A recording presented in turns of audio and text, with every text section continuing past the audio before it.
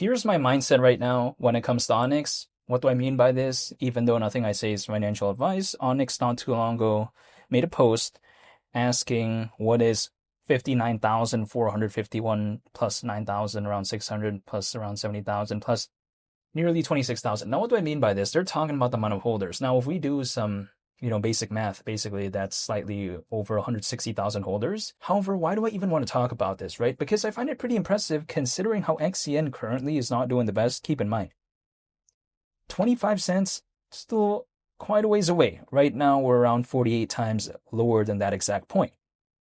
So when it comes to XCN, is it doing good? I don't think so in the grand scheme of things, actually, considering the pretty extensive pullback that we've seen. But in the meantime, with a market cap of around 190 million, some people like to say, well, how is that good? Take a look at ZBCN, which has a slightly higher market cap right now, and ZBCN never reached around a billion in market cap this year, whereas something like XCN did. People like to say this, totally aware of that. And Zebic is a very close competitor when it comes to Onyx. So I get the kind of feeling when it comes to that. However, my mindset is that I'm still staying patient, holding, and just waiting.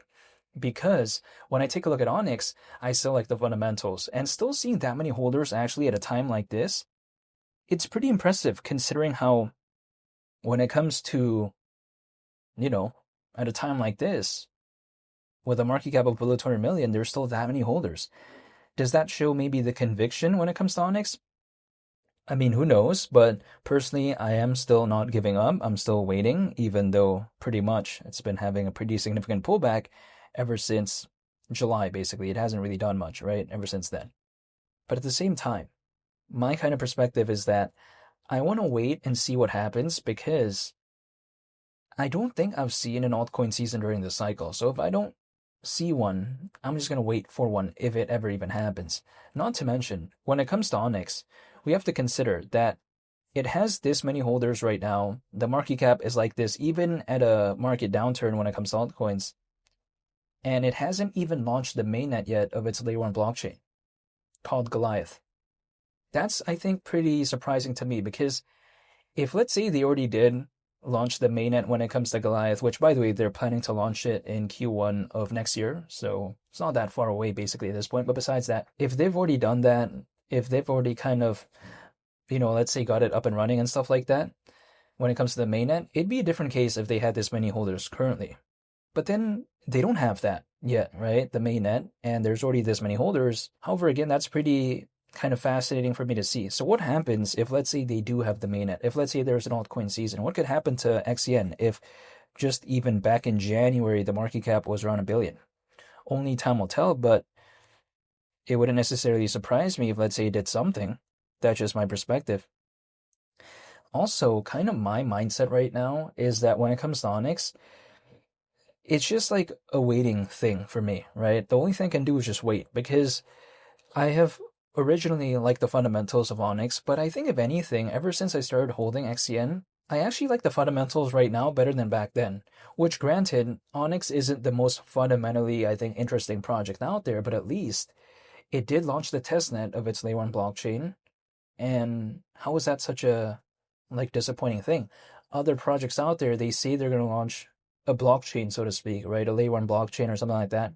They never really do anything. There's no updates. There's nothing. They don't even launch the testnet. They keep saying, we're working on it. We're doing this. We're doing that. Well, it's like, okay, what are they really doing though?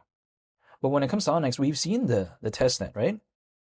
We've seen a glimpse of maybe what it could be. Now, I mean, with the testnet, it's pretty kind of difficult to really, I think, contextualize it, right? Especially at a time like right now because we haven't seen the mainnet. But what I like about it as well is that when it comes to, Goliath, its layer 1 blockchain, there's supposedly going to be an Ethereum bridge. So I find that pretty interesting because when it comes to Ethereum, it's just a very popular layer 1 blockchain. Let's face it, their layer 1 blockchain, when it comes to Onyx, is not going to ever become even anywhere close to that massive. So having a bridge over to Ethereum, I think that's pretty cool. Not to mention as well, when it comes to Onyx, when we take a look at, let's say, the aspects of the recent Robinhood listing, just overall, I would say, still looking forward to maybe what Onyx could be. It's pretty difficult to kind of imagine, I guess, what it could hypothetically be moving forward. But I feel like back then it was even harder for me to imagine, because if someone's been watching my videos for quite a while, basically over a year ago, remember when I was first holding XCN? Like the market cap was around that 70 million range, dipping below even 70 million at times. Like, just even imagining XCN right now at a market cap of around 190 million is more difficult back then. This is my perspective.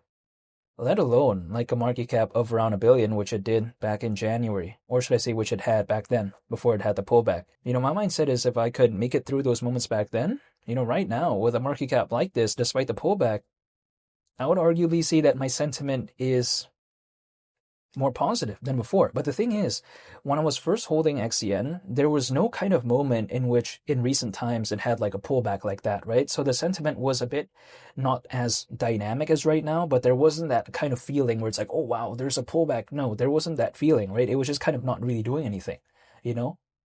So right now, if let's say I started holding back in January and then I'm seeing it right now at around 190 million. Sure, I could say, oh, back then it was around like 70 or 60 million in terms of market cap, but still, it doesn't remove the fact that at one point it was higher than right now, right? It was like a pullback type of experience. Back then, I didn't experience that pullback. So even though the sentiment wasn't as good as right now, even though the notoriety when it comes to Onyx wasn't as dynamic back then compared to currently, I didn't have that kind of, you know, sort of disappointing feeling where it had the pullback. But still, even despite that, my perspective is I've been dollar cost averaging once a month, even though I'm not telling anyone to do anything. So I'm just going to wait and see what happens, because yes, things may be a certain way right now, but who knows what it could be if there was an altcoin season? Who knows what it could be if, let's say, the markets do hypothetically pick up again? Only time will tell, which is why I just want to stay consistent. I will not be able to know the perfect moment. I mean, it's just not possible. Like, let's say even me holding back then, right? Did I know that around the middle of January, suddenly XCN was going to do that? Like, no, there's no way for me to know that. However, the only way I was able to kind of like, sort of join that journey, I guess, is because I was just holding the entire time. Now, again, this is personally what I was doing. I'm not telling anyone to do anything. Clearly, XCN could have went in the opposite direction, right? Maybe it could have went down even lower. Who knows? Like, I was not able to control that.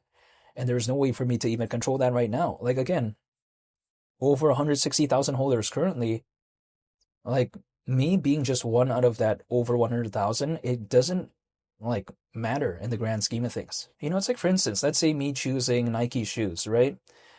Me choosing that, like, Reebok does not care whether or not I chose a Nike or not. I guess I supposedly would think so, because I'm just one individual. Like, I can't make like a 100,000 pairs of shoes order or something. I can't do that.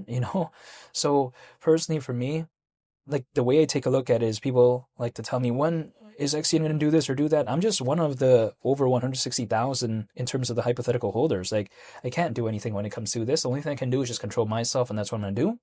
But in the meantime, I do want to make an updated video when it comes to this, because they made a update talking about the amount of holders, which I found pretty impressive considering the current conditions that it's in as of right now. But yeah, that's pretty much all I want to say for this video. I want to say thank you for watching, and I greatly appreciate it. It's only the captain. I'm out. Peace. Bye.